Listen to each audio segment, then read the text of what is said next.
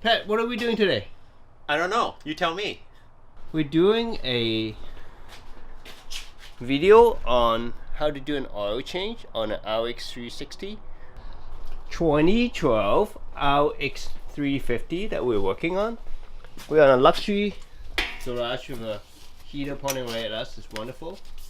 It's January in Canada, so it's really cold. But this is the master mechanic, Patrick. He's gonna show us how to do an oil change. We're not kidding around here. We're sponsored by Kumo tires, and we have a creeper and we have a heater. Instead of jacks, we also have rams. Instead of having to jack up the car, we just drove right onto it. Piece of cake. So we're ready to get started. He's grabbing the oil, and we don't screw around either. We use genuine Toyota synthetic oil, 0W20 synthetic oil. 6 liters of this stuff. Toyota oil filter. So this is the new kind of filter that's really annoying. I hate this kind of filter actually. It's supposed to be better for the environment, but it's a pain to change out.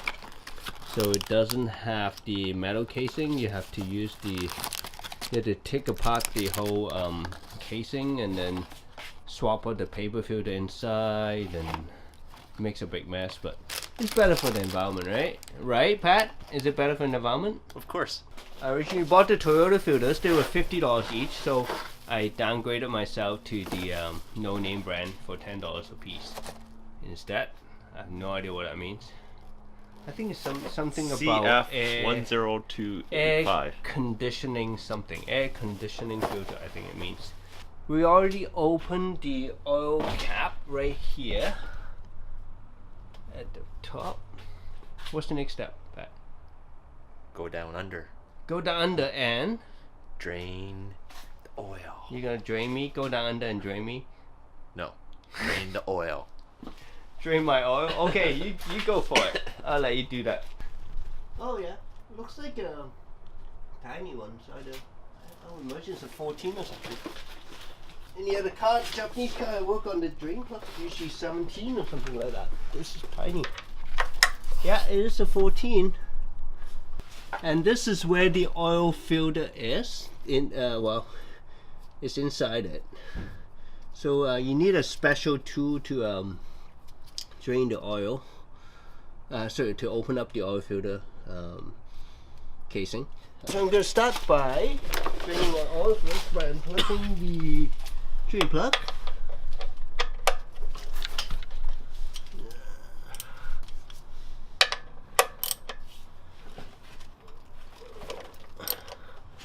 Okay.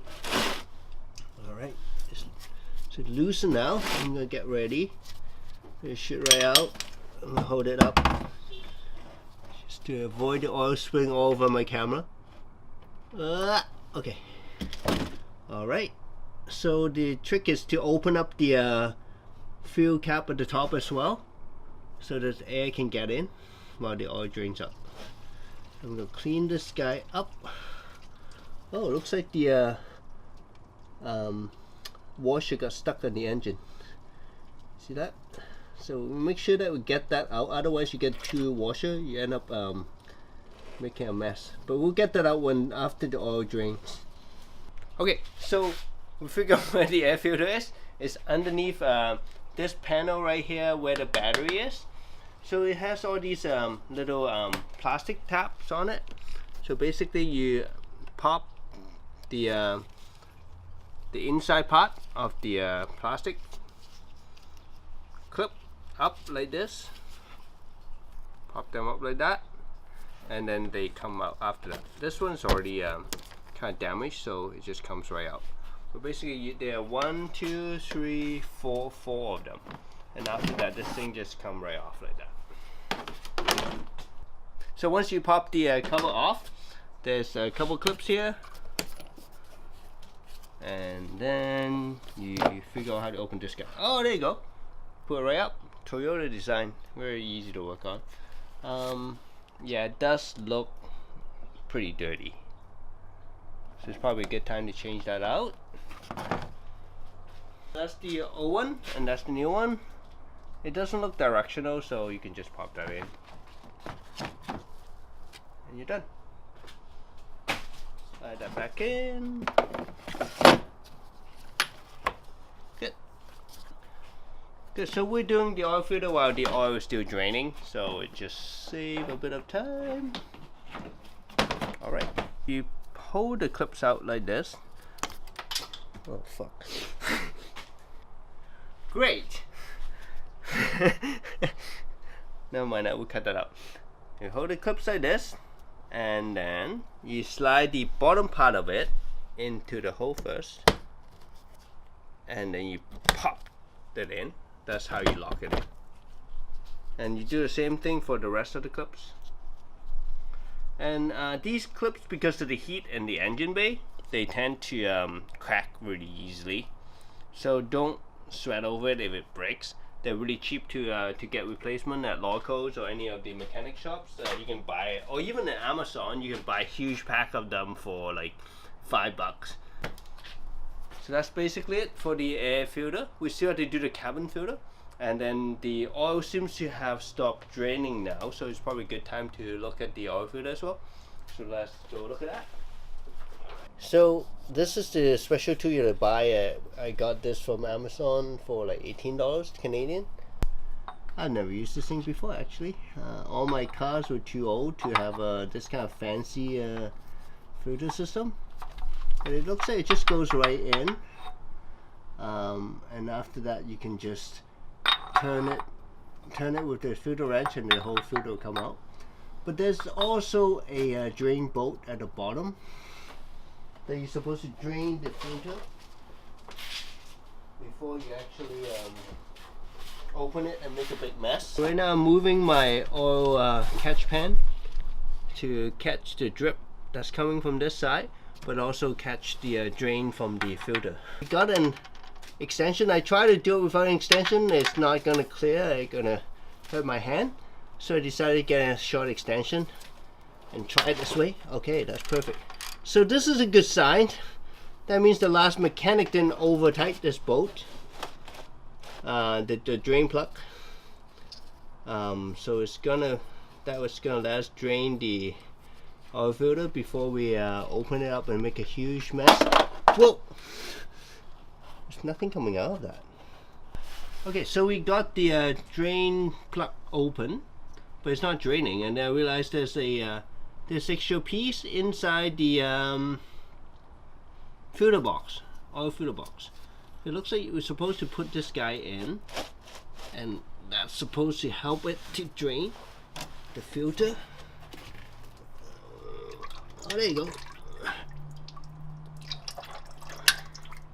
Okay, you're supposed to wiggle it to get it in. It's not staying in. Just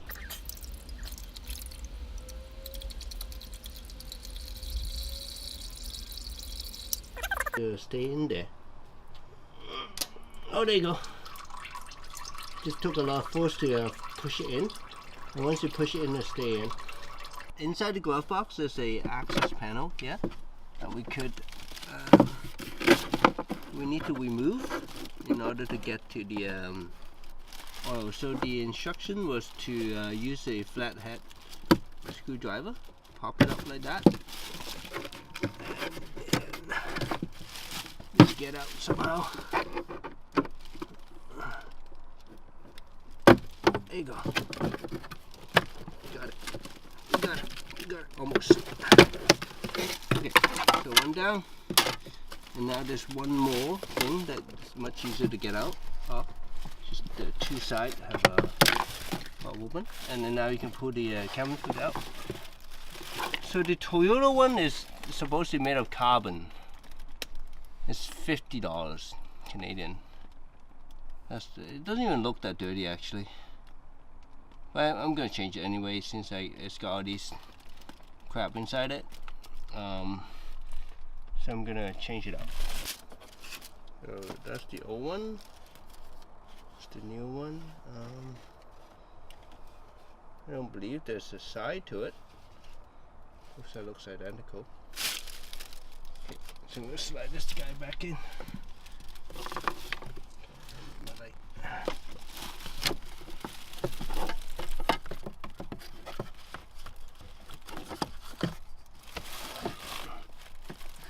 There you go, slide right in. Okay. Pop that back in. And then one more.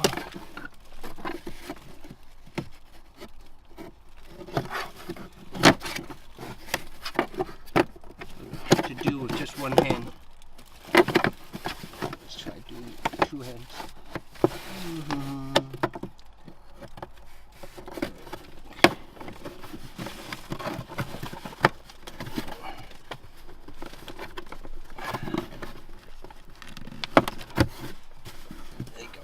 Okay, done.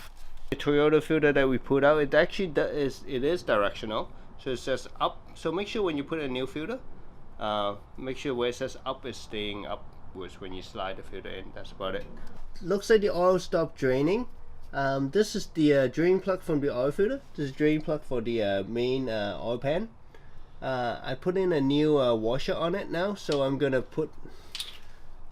Looks like the oil is dripping so slow, I'm not going to worry about it anymore. I'm going to put the drain plug back on to reduce the mess.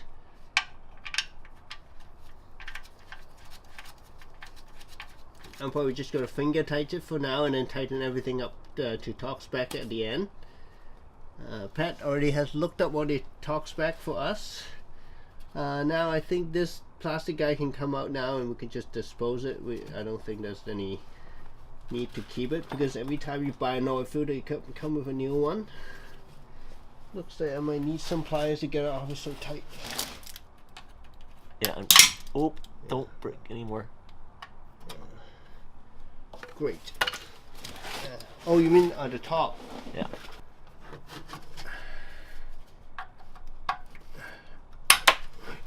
There you go. Now it's both out. So the washer that was here was getting the plastic thing out. It came out too. It both came out at the same time. So that's the new washer from Toyota. I'm gonna push that in, and I think we're good. That's in, and now I'm just gonna put this drain plug back in before we take the housing out. That way it's gonna make less of a mess. And again, I'm just gonna hand tighten it, and then we'll torque everything back to specs afterwards. Okay, so now is when we get to use this filter wrench. Okay, this is super tight. I'm gonna need that cheetah bar. Oh, okay, it's fine. It's fine. It's turning. Okay, so once you get the wrench in, so make sure that it's all the way up before you turn it. But once it's all the way up, you'll see the casing turns. That's when you want to get ready with the oil pan again. You definitely don't want to drop the filter wrench and the casing and all that stuff into oil, but you don't want to get all the oil on the ground either. So you just gotta be careful when you're undoing it and get ready while it's ready to come out. So I think it's to a point that I can just do it with my hand.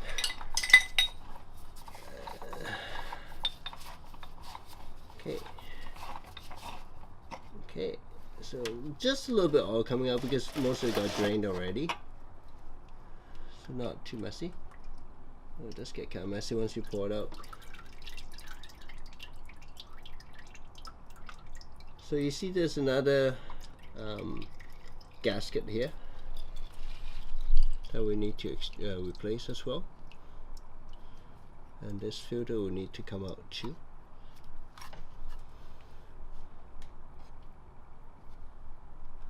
Okay, so we just need to clean everything up, change the gasket, and then put in a new filter, and then it's going to be ready to go back in. So yeah, I just got the gasket out, but basically you see there's a notch here. You just use a flathead, pick it out, and then just get the whole gasket out. And this is garbage now. Just need to go into the recycling because it's full of oil, so it's best to bring it back to auto recycling place. and this is new one. I'm just putting it in now. So make sure you put the gasket back to the same place that you get the other one out of. So it's not all the way at the top, but this is where it goes. So the gasket's ready to go, and the now we just slide the filter back in. Okay. Okay. And that's it. Okay. We need the torque wrench for the torque specs for the housing is 20 foot-pounds. We set that on the torque wrench. If you don't have a torque wrench, do what you can. Good luck. But if you have a torque wrench, you should use it. So I'm gonna need to put an extension on this thing, I think. We're going to use the same filter wrench on it. So as you can see, this is how you put it on, right? So make sure the notches matches up, and then you put this guy on top. Oh wait, no, yeah, that's right. So that should do the trick. Okay, let's get it back on first, and then we'll start torquing it after.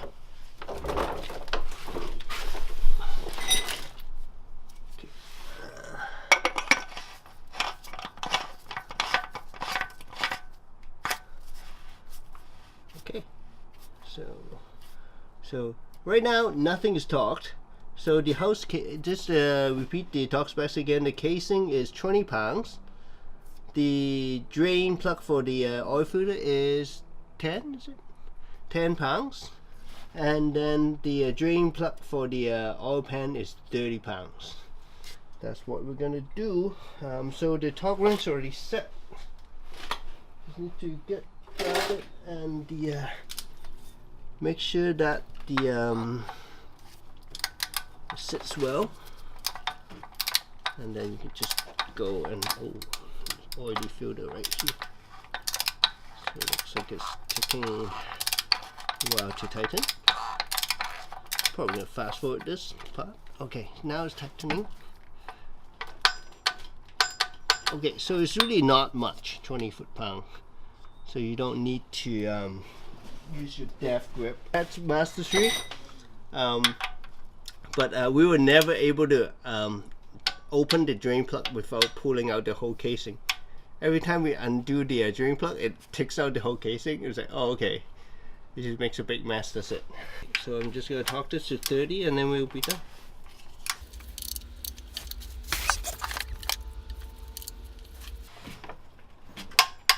There you go.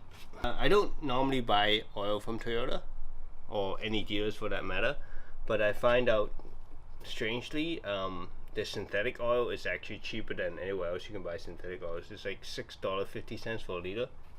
So I end up buying from Toyota, synthetic 0W20.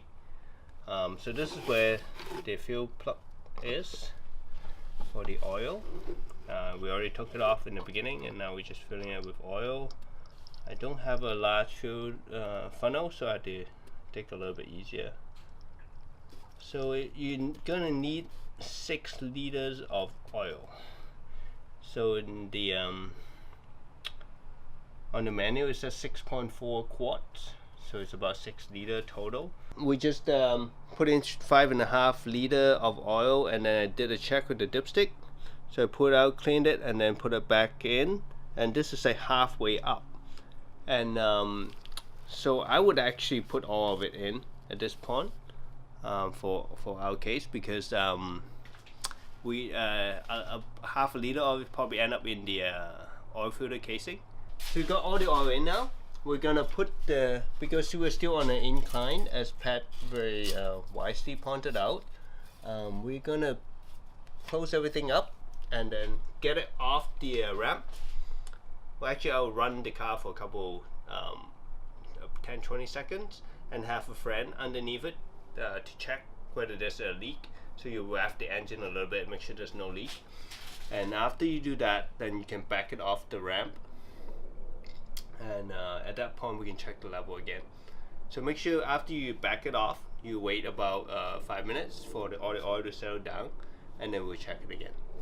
After we ran it for a while, we checked there was no leak. So we shut it off and we waited for about 10 minutes. While we were waiting, we did a bit of cleanup. We cleaned up all the oil, poured them all back in a bottle, ready to go back to the dealer to recycling. Now it's time to check the oil level one more time. So everything should be settled down now. So we put a total of 6 liter. Let's see, moment of truth. Okay, it's a little bit short. I mean, it's still within the reasonable acceptable level, but it could use a tiny bit more oil. So I probably go and pick up another bottle tomorrow, but it's perfectly fine to run it as long as it's between the 2 holes, which it is. It's like 2/3 of the way up, but I might add just a little bit more oil, just because. And we're done. Okay, you have a nice day. Thanks for watching. Subscribe to my channel. Click like.